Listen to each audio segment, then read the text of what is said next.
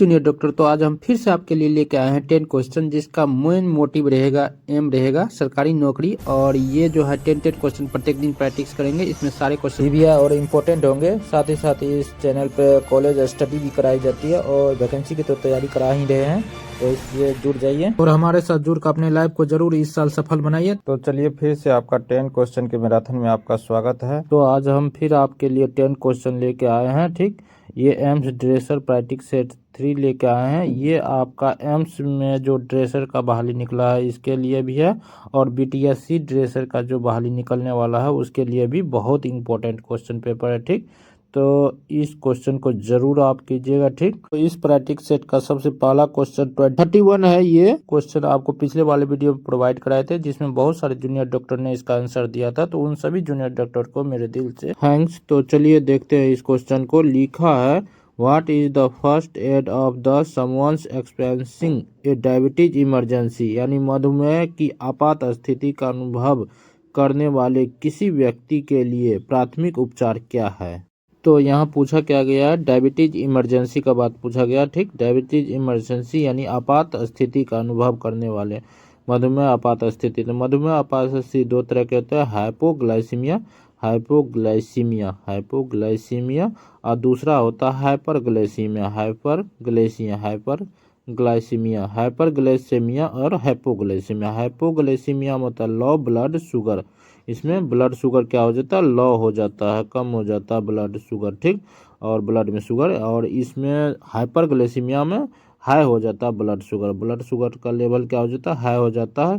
ठीक, तो low blood sugar जो होता है जिसमें क्या होता है, शुगर कम हो जाता है। तो इसमें क्या करते हैं हम, आप चीनी या मीठे चीज़ कुछ खिला सकते हैं। ठीक, दे सकते हैं। और हाई ब्लड शुगर के केस में क्या कर सकते हैं, आप उसको ये सब नहीं दे सकते, मीठा चीज़ नहीं दे सकते हैं। ठीक, तो इस केस में आप इंसुलिन दे सकते हैं। ठीक, तो चलिए फर्स्ट ऑप्शन देखें, यदि वे सचेत हैं तो उन्हें चीनी या कुछ अन्य मीठा दे। ठीक है, ये किस केस के लिए है, ये लो ब्लड शुगर वाले केस के लिए है। किसके लिए, लो ब्लड शुगर वाले केस में आप उसको क्या दे, चीनी दे सकते, कुछ मीठा दे सकते। तो ये भी आपका सही हो जाएगा।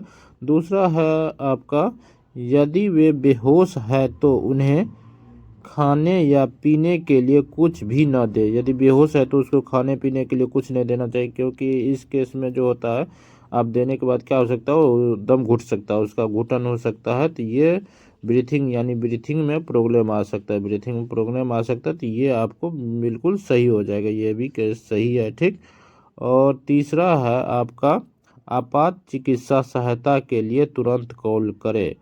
तो आपात चिकित्सा सहायता के लिए तुरंत कॉल करें, ये भी आपका क्या है, बिल्कुल सही है। यानी कि एम्बुलेंस को तुरंत क्या करना चाहिए, कॉल करना चाहिए, 108 या 112 नंबर पे कॉल करना चाहिए। तो ये बिल्कुल सही बात है। ठीक, इस केस में तो इसका राइट आंसर क्या हो जाएगा, उपरोक्त सभी हो जाएगा। ये जो है आपका, ये लो ब्लड शुगर केस के लिए था। ठीक, यानी किसके लिए, लो ब्लड शुगर, यानी ब्लड में जो शुगर का लेवल कम हो जाता है तब इसमें के लिए है, यानी हाइपोग्लाइसेमिया के लिए। ठीक, तो ये बिल्कुल सही हो जाएगा। ठीक, इसके बाद अगला क्वेश्चन पर चलते हैं। आपका अगला क्वेश्चन है आपका 32। लिखा है, when should you seek professional medical help after providing first aid, यानी प्राथमिक चिकित्सा सहायता प्रदान करने के बाद आपको पेशेवर चिकित्सा सहायता कब लेनी चाहिए। यानी कि आप किसी भी तरह से गंभीर हो गए थे, कुछ भी हो गए तो आपको क्या किया गया था, फर्स्ट एड दिया गया था। ठीक, प्राथमिक चिकित्सा दिया गया था। तो आपको पेशेवर चिकित्सा यानी मेडिकल हेल्प उसके बाद कब लेना चाहिए, अच्छे डॉक्टर से कब दिखाना चाहिए। तो क्या करना चाहिए, उस केस में तुरंत ही दिखाना चाहिए। तो चलिए ऑप्शन को देखते हैं। यदि पीड़ित का हालत खराब हो रहा मतलब हो जाता है तो उस केस में आपको डॉक्टर से जल्दी ही मिलना चाहिए। ठीक, दिखाना चाहिए। यदि आपको तुरंत क्या किया गया है, जो है फर्स्ट एड दिया गया और गंभीर होने की संभावना ज़्यादा है, यदि आपका स्थिति और बिगड़ते जा रहा है, थोड़ा सा रिलीफ हुआ लेकिन बिगड़ रहा है, तो इस केस में आपको दिखाना ही चाहिए, तुरंत मिलना ही चाहिए।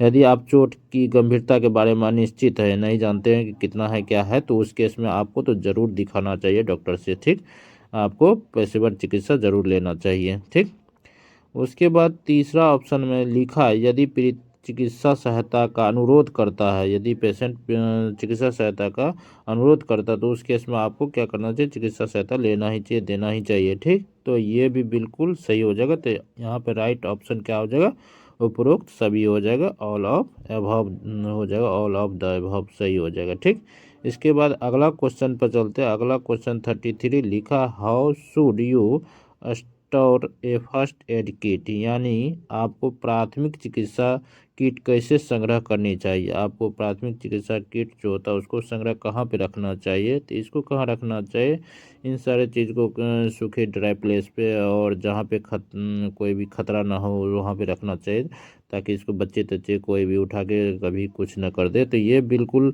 उस प्लेस पर रखना चाहिए जहाँ वो सुरक्षित रहे और जहाँ इमरजेंसी कंडीशन में तुरंत मिल जाए हमको, तो उस जगह पे रखना चाहिए। ठीक, तो चलिए देखते हैं ऑप्शन को। पहला ऑप्शन लिखा है ठंडी सूखी जगह पर, तो यहाँ फर्स्ट ऑप्शन लिखा है ठंडी सूखी जगह पर in cool and dry place, तो ये बिल्कुल सही है। आप मॉइस्चर वाले जगह पर रखेंगे तो दवाई जल्दी खराब हो जाएगा। ठीक, तो ये ड्रग को स्टोर करने के लिए बिल्कुल सही जगह है, कूल एंड ड्राई प्लेस। दूसरा, आसानी से पहुंचने योग्य स्थान, इमरजेंसी कंडीशन में जल्दी से हम उस स्थान पर पहुंच सके और वहां से दवाई ले सके, तो ये बिल्कुल सही है। वो स्थान जाके जल्दी वहाँ पे मिल जाए हमको दवाई इमरजेंसी कंडीशन में। ठीक, तो ये भी बिल्कुल सही हो जाएगा। उसके बाद तीसरा है आपका, बच्चे और पालतू जानवरों से दूर रखें, away for children and pets, तो बच्चे से दूर रखना चाहिए ताकि वो कभी उसको मुंह में न ले, खा न ले, उसका रिएक्शन न कर जाए।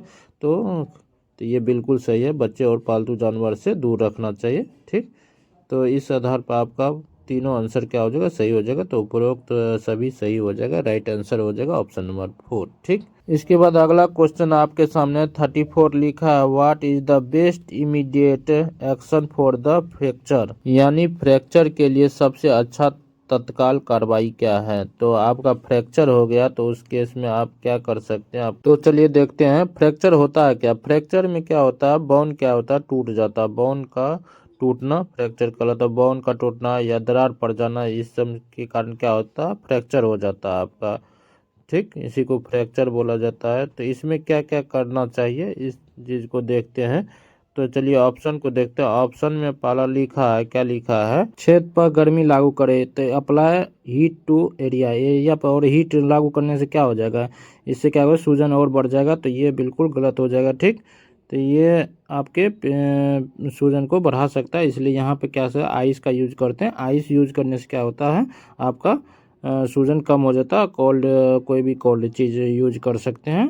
ठीक, कोल्ड वाटर हो गया जैसे, ये सब यूज करने से सूजन कम होता है, तो ये यूज करना चाहिए, ना कि गर्म चीज़ यूज करना चाहिए। दूसरा, हड्डी को रीसेट करने का प्रयास करें। हड्डी को रीसेट करने से क्या हो सकता है, कोई भी आदमी जो हड्डी को रीसेट करेगा तो उससे क्या हो सकता है, सूजन और बढ़ सकता है, तो उस समय वो प्रयास नहीं करना चाहिए प्राथमिक तौर पे। ठीक, ये प्रयास आपको ऑर्थोपेडिक द्वारा ही कराना चाहिए, डॉक्टर द्वारा, यानी जिसको अच्छी से नॉलेज हो तो उसके द्वारा ही करना चाहिए, बाद बाकी आदमी के द्वारा नहीं करना चाहिए। इससे सूजन बढ़ सकता है और इससे काफ़ी दर्द भी बढ़ सकता है, तो ये बिल्कुल रॉन्ग हो जाएगा। उसके बाद प्रभावित क्षेत्र को अस्थिर करें। प्रभावित क्षेत्र को अस्थिर करना बिल्कुल सही बात है, ये आप कर सकते हैं प्राथमिक तौर पे। प्राथमिक तौर पर इसको क्या कर सकते हैं, प्रभावित क्षेत्र को अस्थिर कर सकते हैं, स्प्लिंट लगा सकते हैं, ताकि पेशेंट को क्या करे, राहत मिले। ठीक, यानी किसी भी चीज़ से उसको सहारा दे सकते हैं, उसको स्थिर करके रखना चाहिए।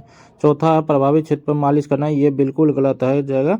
मालिश करने से क्या हो सकता है, अंदर ही ब्लीडिंग हो सकता है, इंजर्ड हो सकता है और बहुत ज़्यादा सूजन बढ़ सकता है, तो ये बिल्कुल गलत है, ये बिल्कुल नहीं करना चाहिए। तो इसका राइट आंसर क्या हो जाएगा, राइट आंसर हो जाएगा ऑप्शन नंबर 3, प्रभावित क्षेत्र को अस्थिर करें। ठीक, इसके बाद अगला क्वेश्चन पर चलते हैं। अगला क्वेश्चन आपके सामने है, क्वेश्चन नंबर 35 लिखा है, what should you do if you suspect A spinal injury, यदि आपको रीढ़ की हड्डी में चोट का संदेह है तो आपको क्या करना चाहिए।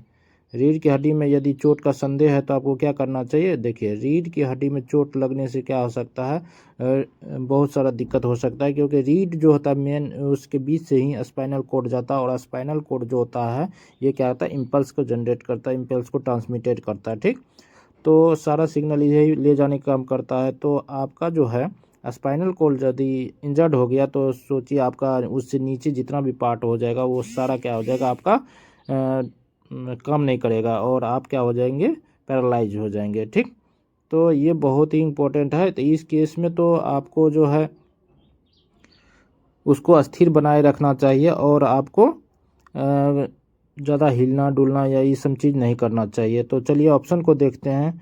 इसमें लिखा है पहला, व्यक्ति को तुरंत हटाएं। व्यक्ति को तुरंत हटाएं, ये कहाँ से हटाएं, ये बिल्कुल गलत है। इसमें कुछ पता नहीं चल रहा है क्या करना चाहिए नहीं करना चाहिए। ठीक, हटाना चाहिए, कहाँ से हटाना चाहिए, स्पाइनल कॉर्ड को हटा देना चाहिए, तो ये बिल्कुल गलत हो जाएगा। ठीक, उसके बाद दूसरा है, रीढ़ की हड्डी को सीधा करने का प्रयास करें। रीढ़ की हड्डी को सीधे करने का प्रयास ये बिल्कुल नहीं करना चाहिए, इससे आपका क्या हो सकता है, स्पाइनल कॉर्ड डैमेज हो सकता है। ठीक, तो अपने से ये बिल्कुल नहीं करना चाहिए। ठीक, उसके बाद तीसरा आपका, गर्दन और रीढ़ की को अस्थिर करें। गर्दन और रीढ़ को अस्थिर करें, अस्थिर करके आपको रहना चाहिए, मतलब लेटा पेशेंट को लेटा के ही रखना चाहिए, अस्थिर करके रहना चाहिए, पूरा हिलना डुलना नहीं चाहिए ताकि इंजर्ड ना हो, आगे ज़्यादा इंजरी कॉम्प्लिकेशन ना बन जाए, वो ज़्यादा आपको स्पाइनल कॉर्ड दिक्कत ना हो, जो टूट ना जाए, कुछ हो ना जाए, तो ये आपको बिल्कुल सही हो जाएगा। ठीक, उसके बाद है चौथा ऑप्शन है, व्यक्ति को स्वतंत्र रूप से घूमने की अनुमति दे। ये तो बिल्कुल गलत है। घूमने फिरने से क्या हो जाएगा, यदि आपका रीढ़ टूटा हुआ या कुछ डैमेज है तो उससे क्या हो जाएगा, स्पाइनल कॉर्ड टूट सकता है, डैमेज हो सकता है, तो ये बिल्कुल गलत हो जाएगा ऑप्शन नंबर, आप फिर पैरालाइज हो जाइएगा। तो इसका राइट आंसर क्या हो जाएगा, ऑप्शन नंबर सी बिल्कुल सही है, गर्दन और रीढ़ को अस्थिर करें। ठीक, उसके बाद अगला क्वेश्चन है क्वेश्चन नंबर 36 में लिखा है, who can provide first add, यानी प्राथमिक चिकित्सा कौन प्रदान कर सकता है। तो प्राथमिक चिकित्सा कौन प्रदान कर सकता है, तो चलिए ऑप्शन में देखते हैं। लिखा, केवल प्रशिक्षित चिकित्सक पेशेवर, यानी बोल रहा है वो डॉक्टर जो क्या है, वो आदमी जो क्या है, प्रशिक्षित है, प्रशिक्षण लिया है, तो वो ये बिल्कुल गलत है। कोई भी आदमी प्रोवाइड कर सकता है, जिसको इच्छुक हो, जो उस समय उपस्थित हो और जो मदद के लिए इच्छुक हो, तो उससे हम क्या ले सकते हैं, सलाह ले सकते हैं।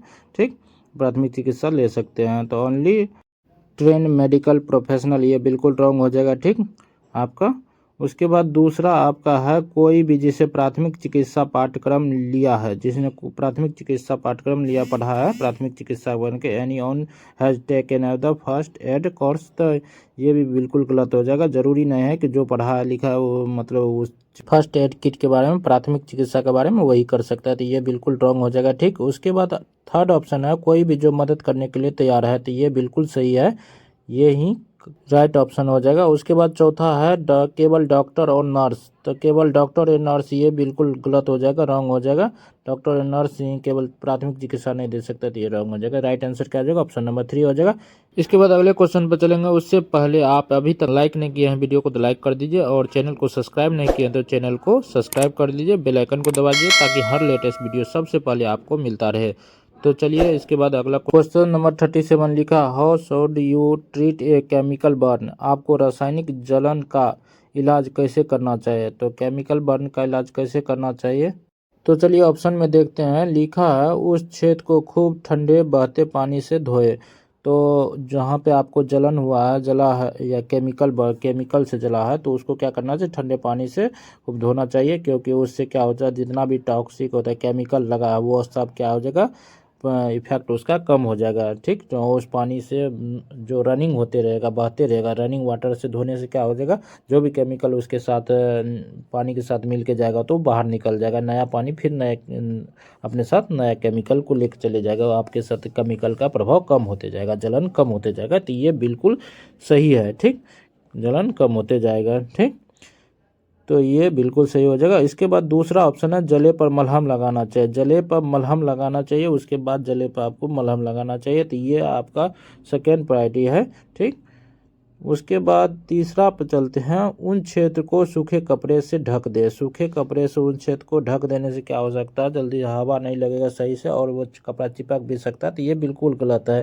ठीक, ऐसा नहीं करना चाहिए। ठीक, उसके बाद उस पर क्या करना चाहिए, ज़्यादा से ज़्यादा हल्का सा क्या करना चाहिए, पट्टी कर देना चाहिए, ढीला पट्टी जिसको कहते हैं, कर देना चाहिए। उसके बाद चौथा ऑप्शन है, बनने वाले किसी भी छाले को तोड़ देना चाहिए, यानी स्किन के नीचे क्या होता है, पानी जमा हो जाता है, तो उसको कहता है कि फोड़ देने के लिए, तोड़ देने के लिए, तो ऐसा नहीं करना चाहिए, इससे जलन और बढ़ जाता है, तो ये बिल्कुल रॉन्ग हो जाएगा। ठीक, तो राइट आंसर आपका क्या हो जाएगा, ऑप्शन नंबर इस आधार पर, और ये सही हो जाएगा। उस छेद को खूब ठंडे पानी से धोए, तो ऑप्शन नंबर ए बिल्कुल सही हो जाएगा। रनिंग वाटर से वॉश करने बोल रहा है।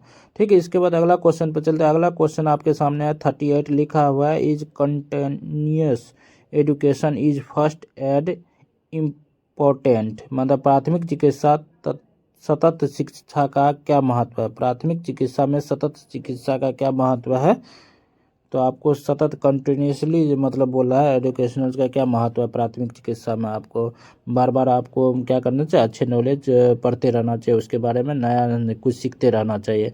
तो चलिए इसमें देखते हैं, इसके बारे में पूछ रहा है। तो लिखा है, ये नवीनतम तकनीक और प्रक्रियाओं पर अध्ययन रहने के लिए, तो इससे क्या होता है, नया नया तकनीक आपको जानने में हेल्प मिलते रहता है। तो ये बिल्कुल सही है, इस तरह का आपको कंटिन्यूसली शिक्षा लेते रहना चाहिए। ठीक, अपडेट होते रहना चाहिए नॉलेज, ताकि आपके नए नए जो मेडिकल का तरीका समझाता है वो सब जान सकते हैं। ठीक, किसको कौन चीज़ अभी कैसे दिया जाता है, पहले कैसे दिया जा रहा है, तो ये सब जानते रहना चाहिए। ठीक, दूसरा ऑप्शन है, प्राथमिक चिकित्सा में प्रमाणीकरण बनाए रखना चाहिए। प्राथमिक चिकित्सा में सर्टिफिकेशन बनाए रहना चाहिए। इससे क्या होता है कि आदमी को जो होता है उसका एक क्या होता है, फिक्स वैल्यू होता है, और उसको सर्टिफिकेटेड हो जाता है। जब वो आदमी कोई भी करता है तो उसको सर्टिफिकेटेड होता है, उसको मतलब एक तरह का क्या मिलता है, सर्टिफिकेट मिलता है। तो इससे क्या हो जाता है, इससे आप क्या हो जाते हैं, प्रमाणित हो जाते हैं, वो चीज़ करने के लिए सर्टिफाइड हो जाते हैं। ठीक, तो ये बिल्कुल सही हो जाएगा आपका ऑप्शन। उसके बाद तीसरा ऑप्शन है, अपने आत्मविश्वासता और कौशल में सुधार करने के लिए। तो ये बिल्कुल सही है, आपको नया नया इम्प्रूवमेंट, नई चीज़ देखने को मिलेगा, सीखने को मिलेगा। तो इससे क्या हो जाएगा, आप नए चीज़ के बारे में जानने के लिए और उस चीज़ में सुधार लाने का कोशिश करेंगे। ठीक, तो ये भी आपका सही हो जाएगा। ठीक, तो इस क्वेश्चन का राइट आंसर क्या हो जाएगा, ऑप्शन नंबर 4 हो जाएगा, उपरोक्त सभी। ये बिल्कुल सही हो जाएगा, क्योंकि तीनों के तीनों को ऑप्शन यहाँ पे क्या है, सही है। तो इसका राइट आंसर ऑप्शन नंबर 4 हो जाएगा। इसके बाद अगला क्वेश्चन पे चलते हैं। अगला क्वेश्चन आपके सामने है 39 लिखा है, what is the compression to breath ratio for adult CPR, यानी वयस्कों के लिए सीपीआर में छाती के संकुचन और सांस यानी ब्रीथिंग का अनुपात क्या होता है। तो आप कितने बार यानी छाती को कंप्रेस करेंगे और कितने बार उसको मुंह से माउथ टू माउथ सांस देंगे। तो पहले दिया जाता है 15:2 दिया जाता है, लेकिन अब इसको सुधार करके कर दिया है 30:2 कर दिया है। ठीक, इसमें 30 बार क्या किया, चेस्ट को कंप्रेस किया जाता है और 2 बार फूका जाता है माउथ से माउथ। ठीक, सांस दिया जाता है। तो ये सुधार करके कर दिया गया है। ठीक, तो आपका यहाँ पे राइट आंसर इस आधार पर क्या हो जाएगा, आपका ऑप्शन नंबर ए में दिख रहा होगा 30:2। तो ये सही हो जाएगा, बाद में के ऑप्शन रॉन्ग हो जाएगा। तो राइट आंसर क्या हो जाएगा, 30:2 अनुपात हो जाएगा। ठीक, तो इसके बाद अगला क्वेश्चन पर चलते हैं। अगला क्वेश्चन आपके सामने है क्वेश्चन नंबर 40 में लिखा है, how should you treat a first degree burn, यानी आपको प्रथम डिग्री जलने का इलाज कैसे करना चाहिए। फर्स्ट डिग्री बर्न में आपको कैसे इलाज करना चाहिए। तो चलिए इसमें देखते हैं क्या क्या लिखा है।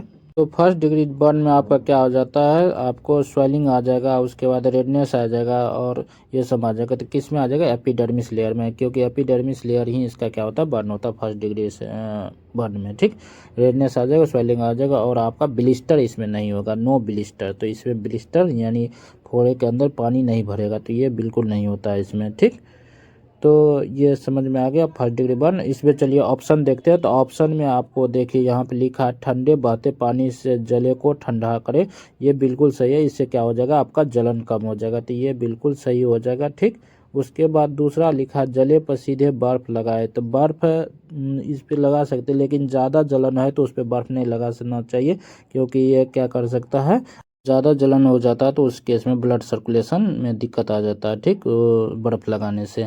उसके बाद थर्ड पे, जले पर ढीला पट्टी रखे। तो ये बिल्कुल सही है, क्योंकि इससे इन्फेक्शन क्या हो जाता है, कम होने का चांस हो जाता है। तो ये भी सही है आपका। तो इसका राइट आंसर क्या हो जाएगा, उपरोक्त सभी सही हो जाएगा। ठीक, लेकिन सबसे ज़्यादा यहाँ जो सही है वो ऑप्शन नंबर फर्स्ट सही है। ठीक, इसके बाद चलिए अगला प्रैक्टिक सेट पर चलते हैं। अगला प्रैक्टिक सेट 4 है, आपका लिखा है, if you are unsure who to provide first aid in particular situation what should you do, यदि आप निश्चित नहीं हैं कि किसी विशेष स्थिति में प्राथमिक चिकित्सा कैसे प्रदान की जाए, तो आपको क्या करना चाहिए। ठीक, क्या करना चाहिए, नहीं बोला, आप निश्चित नहीं है, निश्चित नहीं है कि किसी विशेष क्षेत्र में प्राथमिक चिकित्सा कैसे प्रदान किया जाए। कोई भी चीज़ आप हो रहा है उसमें आपको पता नहीं कि प्राथमिक मतलब चिकित्सा कैसे देना चाहिए, तो आप नहीं है तो उसमें क्या करना चाहिए। तो चलिए फर्स्ट ऑप्शन देखते हैं। फर्स्ट ऑप्शन में लिखा है, तो फर्स्ट में सुधार करने की पूरी कोशिश करें, डू यू बेस्ट इम्प्रूव, तो ये ऑप्शन है। दूसरा है आपातकाल चिकित्सा सहायता प्रदान करने को कॉल करें और दिशा निर्देश की प्रतीक्षा करें। तीसरा है प्राथमिक चिकित्सा मैनुअल ऐप पे परामर्श ले, और चौथा है उपरोक्त सभी। तो ये 4 ऑप्शन आपको, चारों ऑप्शन में से जो आपको सही लगे वो कमेंट करके ज़रूर बताइएगा, ठीक। और कोई भी दिक्कत होगा आपको तो आप इस व्हाट्सएप नंबर पे मैसेज कर सकते हैं और यहाँ पे PDF ले सकते हैं, ग्रुप में ज्वाइन कर सकते हैं। दोनों गर्ल्स बॉयज़ के लिए अलग अलग ग्रुप है, ठीक। कोई भी दिक्कत होगा तो सारा चीज़ यहाँ पे पूछ सकते हैं। तब तक के लिए bye bye, take care and thank you for watching my video.